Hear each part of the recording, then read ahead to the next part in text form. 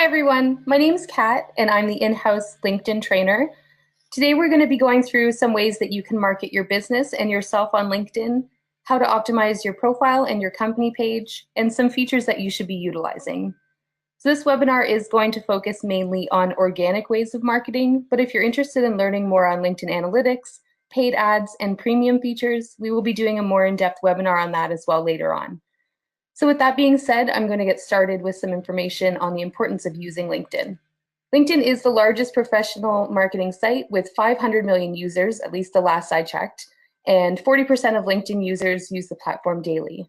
The site is growing in usership, and they've been adding many new features and improvement over the last couple years, and that has brought engagement up significantly and added some things that you can really benefit from for your company and for marketing yourself and your brand on LinkedIn. So I'm going to start off the webinar by talking about how you can optimize your LinkedIn company page.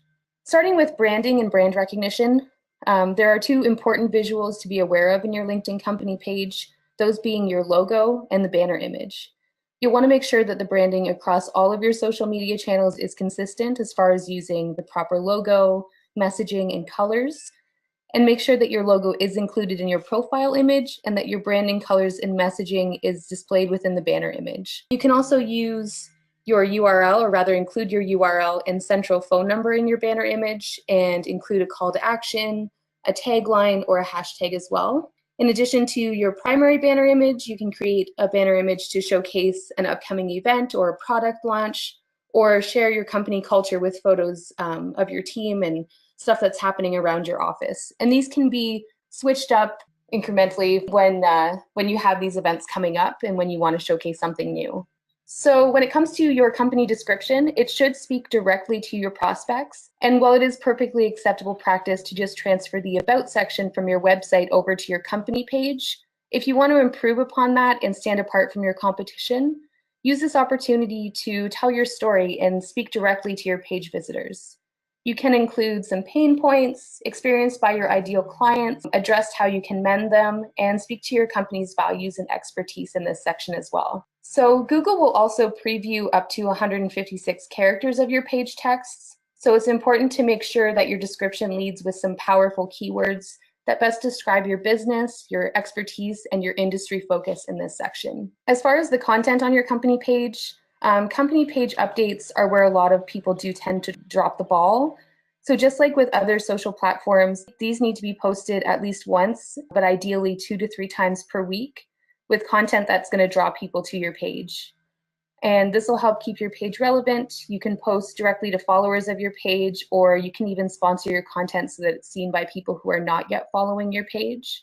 And a great idea for content strategy on LinkedIn is to post something that will keep people coming back to your page, like a series of 5 to 10 tips or tools, maybe a series highlighting your team members or your clients, some weekly productivity hacks, countdowns to top 10s, or any other topics that you might find fit your brand. It's a great way to link things back to your website to try and increase your traffic. You can make a special event and post quarterly or on a seasonal basis. So posting a series will encourage people to come back to see your next post.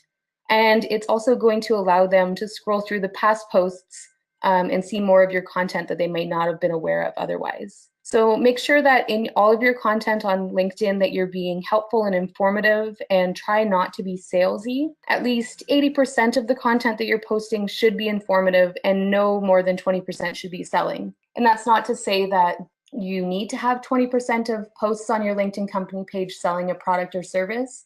It just means that you really shouldn't go over that, because that'll tend to turn people off, and then they're not going to want to come back to your page to see future updates that you have on there. LinkedIn is supposed to be about sharing expertise and learning and advice, and really just having a lot of informative posts rather than people trying to sell you things. So that's a way that you can set yourself apart as well and encourage people to continue to come back to your company page to see future updates and to learn more about what they want to hear. So moving a little bit on to building your following on your LinkedIn company page, this is something that a lot of people do have difficulty with. And some of the ways that you can do this, firstly, you need to make sure that you're posting the relevant content on your page so that people are satisfied with it and they continue to return, and they'll actually want to follow your page to see your future update. You also want to do some cross promotion.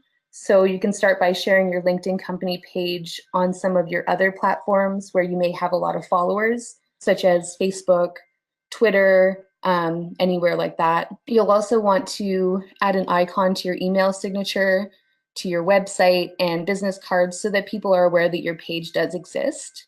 And you'll also want to share the page to your personal profiles as well so that your connections can come over and like the page and follow it and see your updates there too. Another great way is to send out an email blast to invite people directly to follow your page and to encourage your team of employees to regularly share and engage with the content that's on your page so that people in their circles can see it as well. You can also invite your own friends and family to the page and ask them to do the same as far as sharing out your content or inviting people that they think might be interested in seeing your content. If you want to invest in building your following, there's also the option to use sponsored content.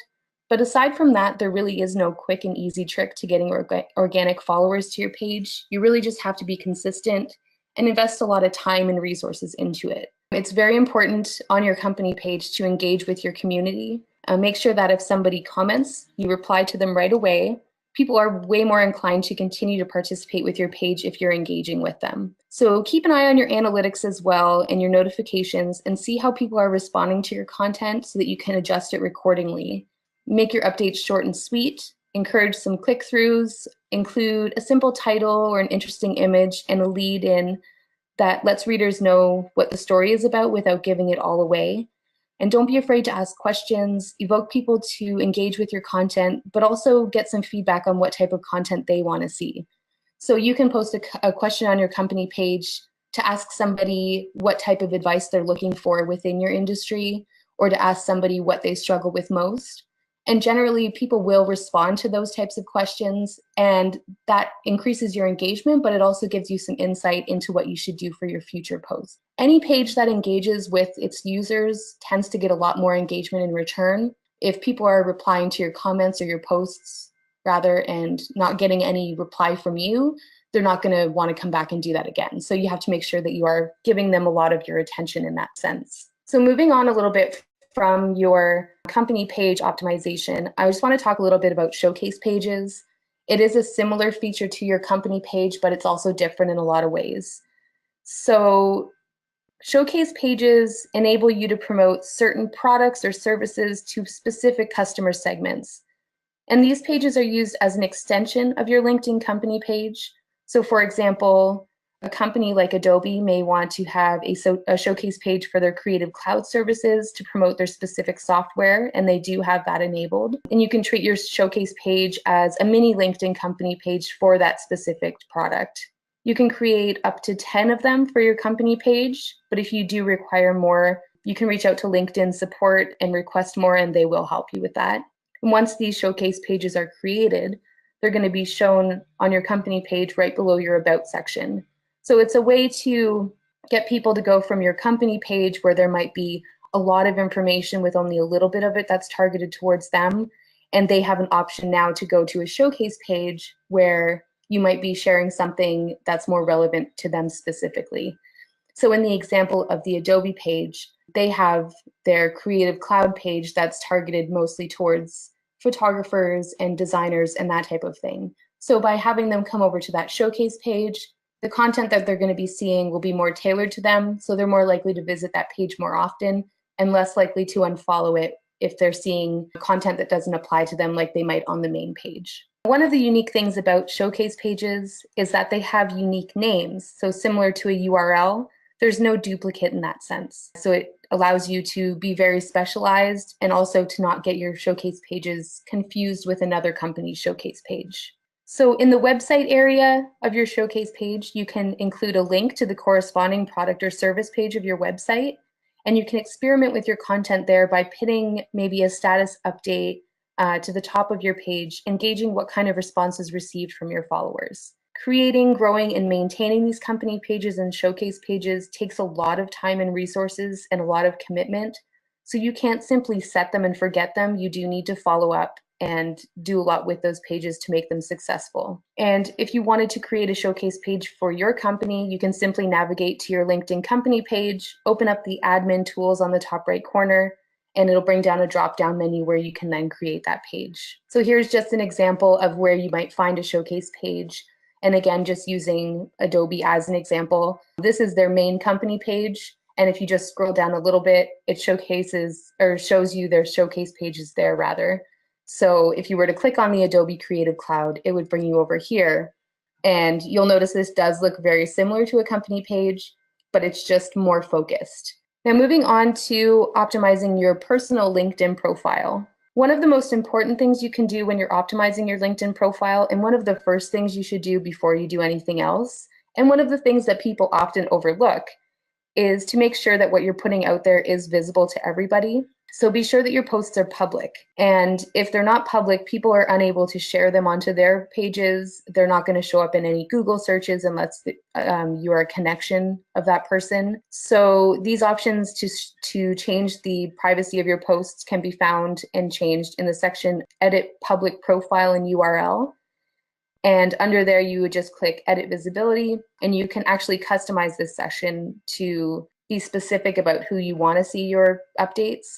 But if you're using your profile for any marketing purposes, I would recommend just having it public.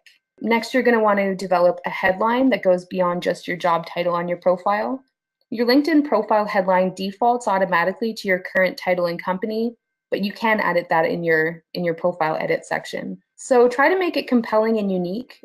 This will be the first thing that people see about you and in your specialty industry focuses and what you want to be known for. You can also add some past projects to your profile, accomplishments, awards, some volunteer experience, any courses that you may have completed, and anything that can really enrich your profile and show that you're experienced and that you have a well-rounded list of skills. You're going to want to use a professional headshot on LinkedIn if at all possible. A lot of statistics show that profiles with photos, and more specifically professional headshots, get a drastically increased number of views.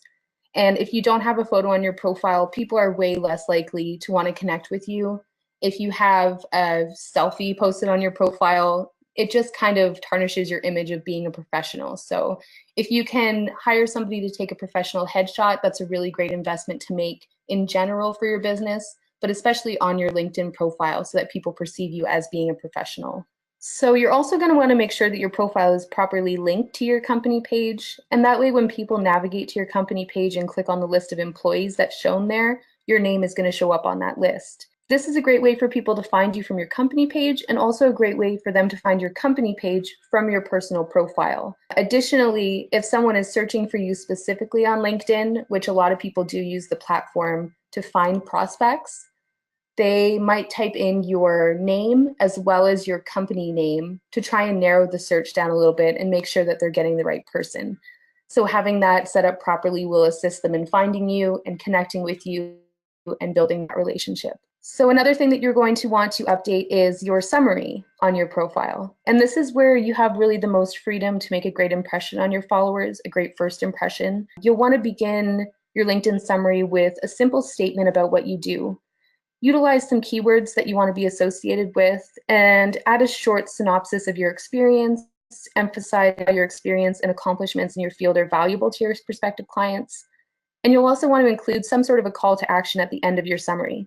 So if you've managed to capture their interests, you can then guide them towards what to do next. And this can be a link to a 15-minute phone call booking on your website, a link to your website main page, your contact page, a page that you want to highlight, or even just an invitation to connect outside of the platform. Make sure that your experience and your information sections on your profile are current so that your followers are up to date on what you're doing and what you have as your most recent information up there for them to see. If you've changed jobs recently, make sure that you archive an old job so that when someone's searching for somebody to connect with from a specific company, they'll know whether or not you are still working there and what your duties are.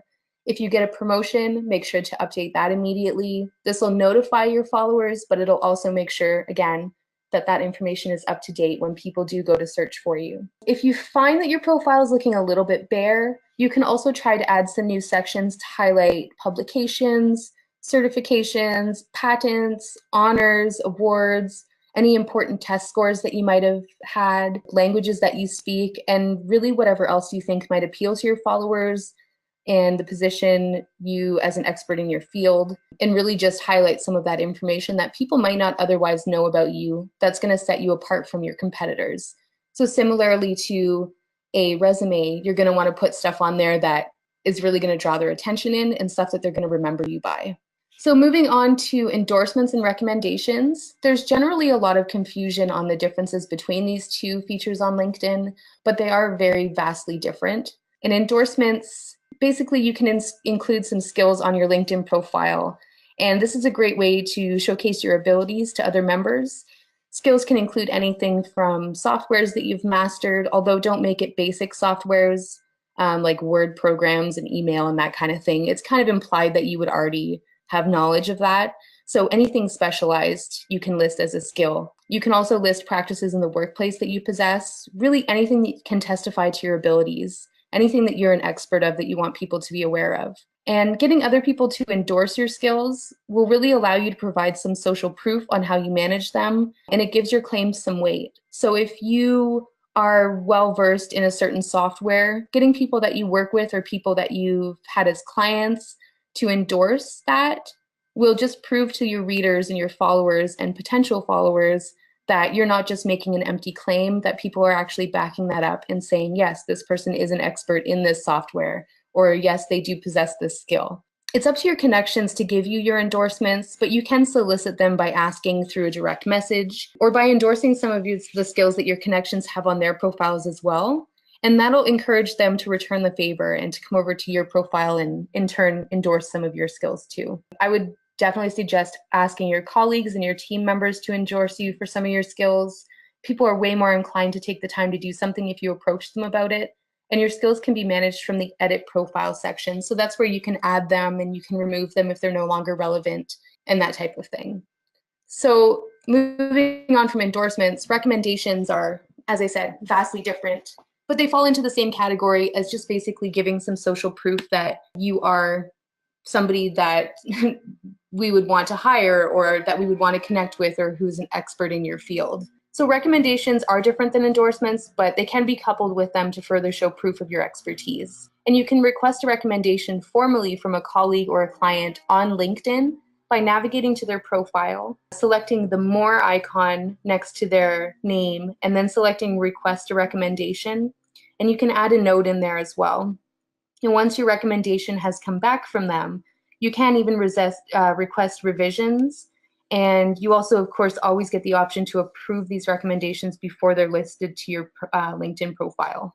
So recently, LinkedIn has made some improvements on their mobile app. And having the ability really to access your LinkedIn profile remotely is a huge benefit. The faster you're responding to messages, the less opportunities you're going to miss from connections and potential prospects and potential connections. So LinkedIn does have a pretty great mobile app that allows you to do most of what you can do from the desktop site with just a few exceptions. And the major things that are missing from the LinkedIn mobile app are the analytics and the ability to use LinkedIn Publisher feature. Additionally, some features available in LinkedIn require downloading additional apps to use. So for example, LinkedIn Groups, Sales Navigator, LinkedIn Learning, and the Recruiter feature, these all have their own separate apps to download. So if you are going to download all of the apps, just a recommendation to make a folder on your phone and store them all there, at least until they're able to come up with one app that provides you access to everything in place of these. So one thing, however, that you do have exclusive access to from the app that you're not able to access from your desktop is the ability to upload videos directly to LinkedIn.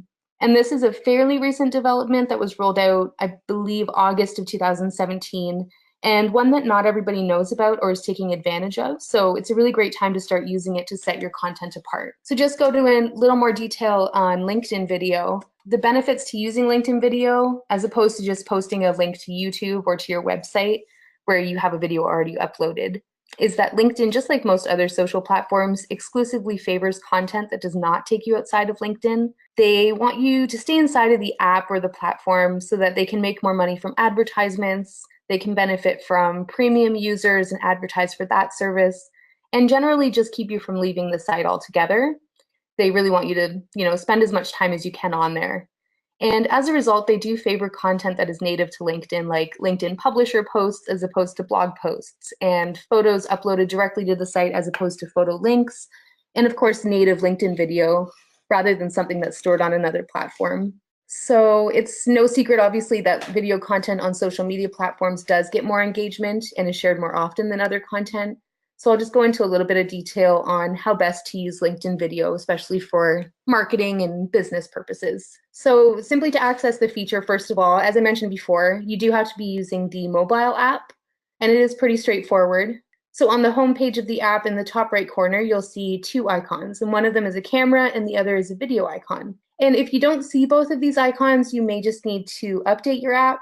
If you haven't updated it recently, you probably won't have this feature available, so just make sure that it is always up to date. And if you click on either of these icons and be sure that you've given the app access to your camera as well, a page will open up with the options to either take a new photo, take a video, or upload something that's already been recorded that would come from your camera roll or one of your albums. So when posting your videos, make sure that you're adding links to the description, tag people if you mention them, and use hashtags if it is relevant. So if you're attending an event and they have a specific hashtag that they use, do include that in your video, and that way other people at that event can find that video, and then, of course, if they've met you there, they'll want to connect with you as well. You can also include some talking points in the description to encourage people to watch, so just to let them know what the video is about. And again, without giving away too much, just sort of give them a little brief overview of it. Videos, of course, as well. 3 minutes is ideal for a video, just so that you're not losing attention from somebody, but it's also long enough that you have time to go through and make it valuable for them. So some uses of LinkedIn video. You can pre-record a professional video and have it edited as well. And this can be used to showcase your products or services or share a client testimonial, just that kind of thing. Something that you may have hired somebody to come to your office and do. You can just download these from your website, or from another platform, and then upload the content to LinkedIn from there. And if you're using this type of video, try to use a video that has burned in closed captioning, since they do play muted by default, and there's no option to add captions on LinkedIn. As far as a video for event coverage, a great use of this feature is to upload real-time event coverage to your LinkedIn profile. So if you're speaking at an event and you'd like to show your followers maybe a little snippet of that, or if you just want to let people know that you're attending, that you're there, maybe start a conversation with other contacts that may be at the same event, show people around with the video and upload it immediately. So you can tag other users when you post the video again, or add relevant hashtags that are specific to that event so that your content does show up when people search for these hashtags. If you want to use a video to share more about yourself, you can upload maybe a short biography, tell your story. People really love getting an inside look into you and your company, and video is a great way to tell that story. So you can even go around the office and introduce some of your team members. Make sure to tag them in your description when you upload the video so they're notified, and they have the option to then share it with their circles as well. Another use might be posting some productivity hacks, some tips, some question and answers, and content that, again, like we said before, would be reoccurring and valuable to your followers to keep them coming back for more and make them more inclined to click on your future videos. Another feature, of course, that you can use is posting some sort of an interview. So if you were to interview a client or maybe a staff member, share their experience with your company and give some social proof to your followers as well. There's really infinite ways to utilize video. So just keep in mind what your viewers may want to see. Always make sure that you're being professional, but don't be afraid to also be personable and share some content that showcases your company culture.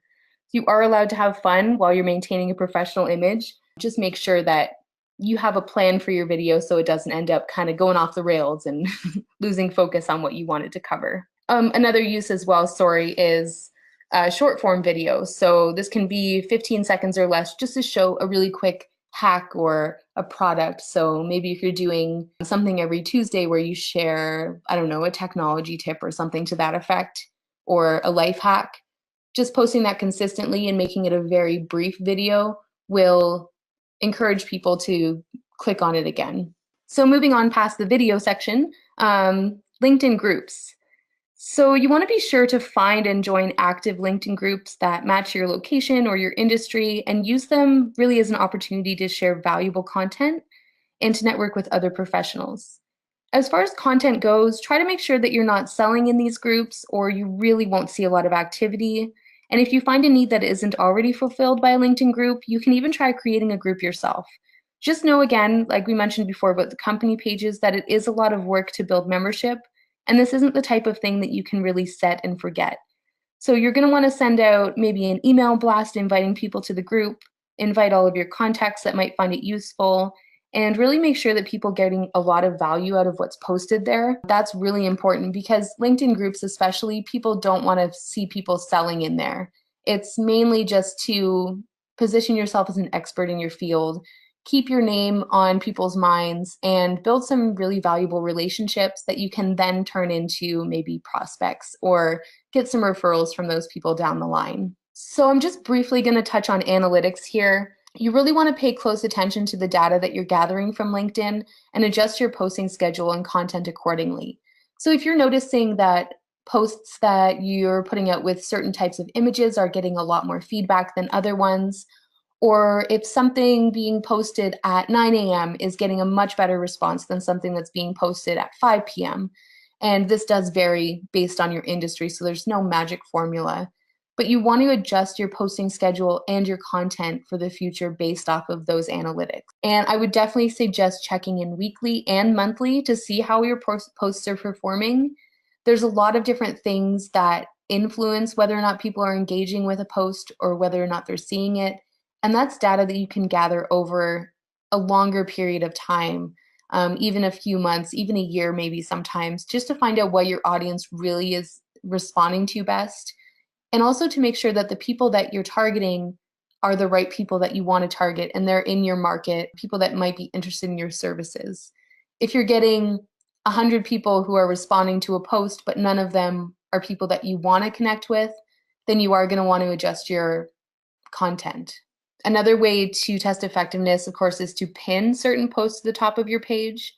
And that way, when they go to your page, it's the first thing they're going to see. So you could have a certain post pinned to the top of your page for a month and examine the analytics afterwards and see, okay, 300 people saw this post, but only one person engaged with it. So what can I change about that to make it better? Use the data from your analytics to establish a baseline target and then create some short-term and some long-term goals to work towards as far as getting engagement and getting people to share your posts or getting them to contact you.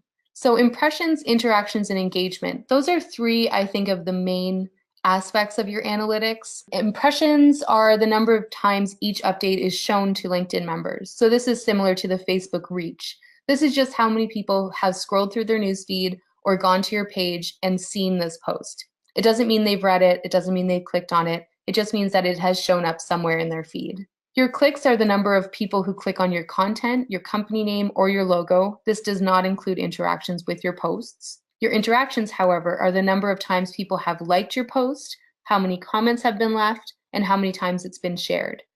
And then your engagement is a percentage, and this percentage shows the number of interactions plus the number of clicks and followers acquired divided by the number of impressions.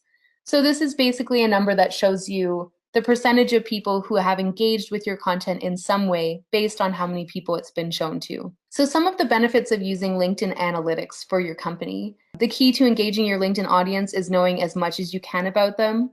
In the LinkedIn Analytics tab, there is an option to see the age of your followers or the people who are engaging, their gender, their location, what mobile or desktop platform they're using to see your content, all that kind of stuff.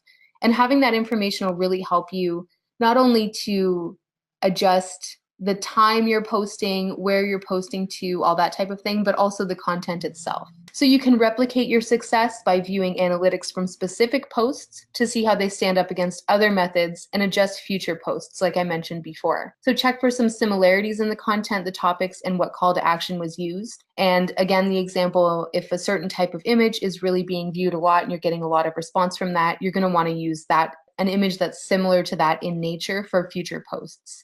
If you have a call to action for people to click on your website and you find nobody's clicking on your website, you're going to want to adjust that call to action as well to get them more interested. Maybe by offering them a free download of an ebook or a discount if they come over to your website right away, or just evoking some emotion from them or letting them know that there's a special offer or something very valuable to them that they'll find by clicking on your website. A great thing about LinkedIn Analytics is that you can really visualize your data.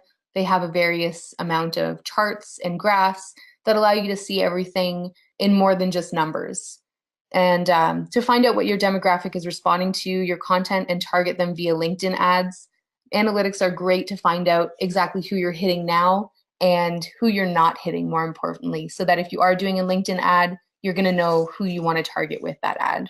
And here's just a quick view. This page obviously isn't set up yet, but this is just what you might find in a company page as far as your analytics go. So it's going to show you the likes that you've gained in the last 30 days, comments, shares, and follows. And that's sort of just an overview of everything that's happened on your page. And this is the part where you can choose what you want your graph to display. So with whether you want to see impressions, clicks, shares, followers, that social engagement percentage, you can see all of that here displayed in a graph. And obviously this is empty again, but this is going to show your most recent posts and how people have responded to them. And this section is very, very useful as far as targeting your future content. So under update name, it'll just show maybe the title of the post that you shared. It'll show the date that it was shared, how many followers you acquired while that post was up, impressions, clicks, engagement, all of those things that we talked about before rather. It's all going to show that stuff sort of in a more easy to navigate area. And you can sort those by which post performed the best or which one maybe needed some help and that type of thing as well. So thank you very much for tuning in to this webinar. If you, again, are looking to learn more about specifics to do with LinkedIn ads, any of the premium features and that type of content, we are going to be doing another webinar that goes more in depth to those features.